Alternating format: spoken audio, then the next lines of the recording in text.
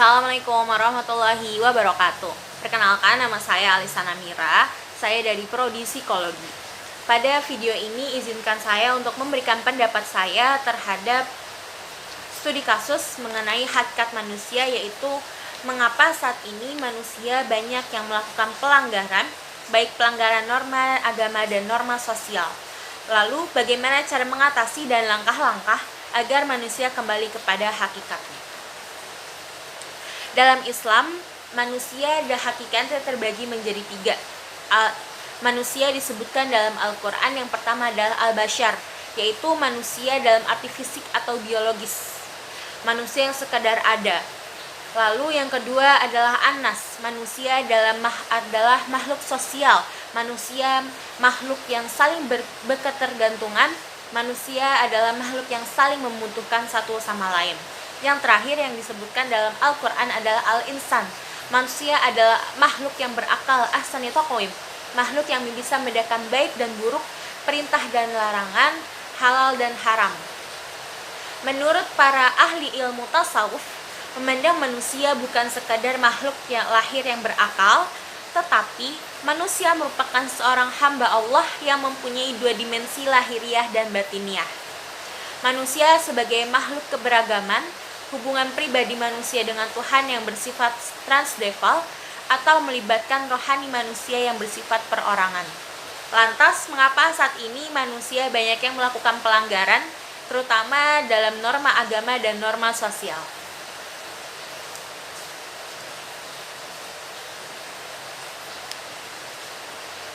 Hati manusia oleh Allah Subhanahu wa Ta'ala tampak sebagai hukuman psikologis, bahwa jika seorang manusia sekali melakukan kebaikan atau kejahatan, maka kesempatan untuk mengulangi perbuatan serupa semakin bertambah, dan untuk melakukan perbuatan yang berlawanan semakin berkurang.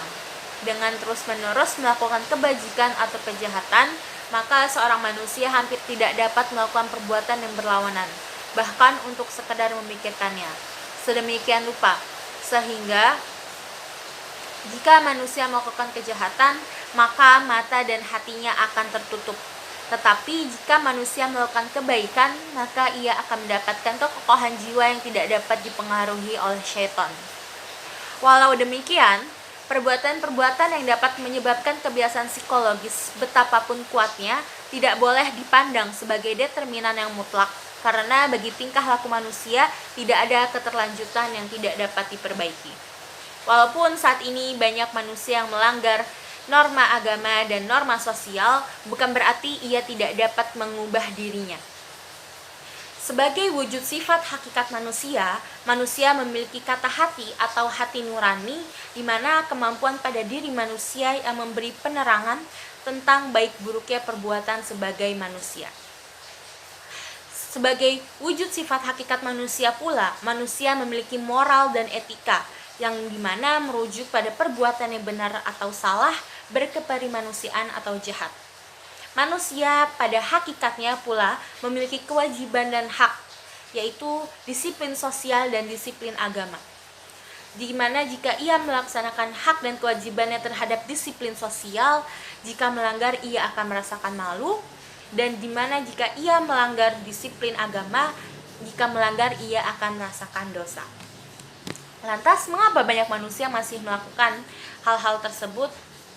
Dapat disimpulkan bahwa ia kurang memahami dirinya sebagai hakikat manusia, ia kurang memahami sifat wujudnya terhadap hakikatnya terhadap manusia dalam menjalankan kewajiban dan haknya.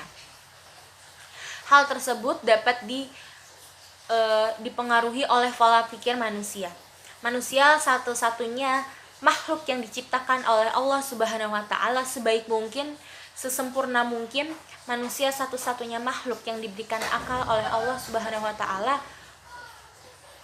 Manusia satu-satunya makhluk yang diciptakan oleh Allah Subhanahu wa Ta'ala untuk berpikir, dengan tujuan diciptakannya manusia di muka bumi ini untuk menjadi khalifah, dan hanya manusia yang dapat membedakan mana yang baik dan mana yang buruk. Jika manusia masih banyak yang melakukan pelanggaran, berarti ia tidak menggunakan akalnya cara berpikirnya, kemampuan untuk mengingatnya, untuk mengingat kepada Allah Subhanahu wa taala. Jika ingatan kepada Allah dan adanya Allah memberi arti dan tujuan kepada kehidupan, maka tidak adanya Tuhan di dalam kesadaran manusia membuat kehidupannya tidak ada arti dan tujuan. Sesungguhnya segala kezaliman yang dilakukan itu kembali kepada dirinya sendiri.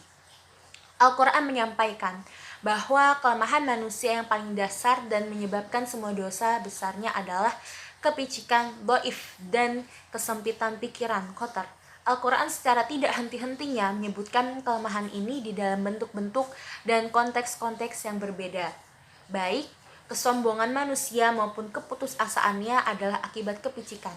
Sifat manusia yang mementingkan diri sendiri, namun yang akhirnya merugikan dirinya sendiri, ketamakan yang senantiasa dimilikinya, tingkah laku yang ceroboh serta panik, kurangnya kepercayaan kepada diri sendiri, dan kekhawatiran yang terus-menerus menghantui pada dasarnya adalah akibat dari kesempitan berpikir.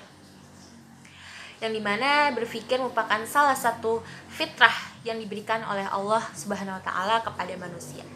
Manusia diciptakan Allah sebagai makhluk sempurna dengan berbagai potensi yang tidak diberikan kepada makhluk manapun, seperti potensi akal dan potensi agama. Lalu bagaimana cara dan langkah-langkah agar manusia itu kembali kepada fitrahnya? Menurut saya, hal tersebut harus diawali dengan kesadaran diri terhadap hakikat manusia itu sendiri. Ia mulai merenungi, mulai berpikir, dan merendahkan dirinya di hadapan Allah Subhanahu wa taala, menghilangkan rasa sombong, menghilangkan rasa serba bisa tanpa bantuan Allah Subhanahu wa taala. Manusia sendiri mulai berpikir dengan tujuan apa ia diciptakan, dengan tujuan apa ia akan hidup. Lalu ia dapat memulai semuanya dengan kesadaran dirinya sendiri, mulai memperbaiki diri dan mau belajar untuk memperbaiki kesalahan-kesalahan dan bertaubat atas segala dosa yang telah ia perbuat. Hal itu dapat dimulai dari dirinya sendiri, mencari lingkungan-lingkungan yang mendukung dan menjauhi lingkungan-lingkungan yang membuat ia semakin jauh dengan Allah Subhanahu wa taala. Itu pendapat dari saya. Sekian, terima kasih. Wassalamualaikum warahmatullahi wabarakatuh.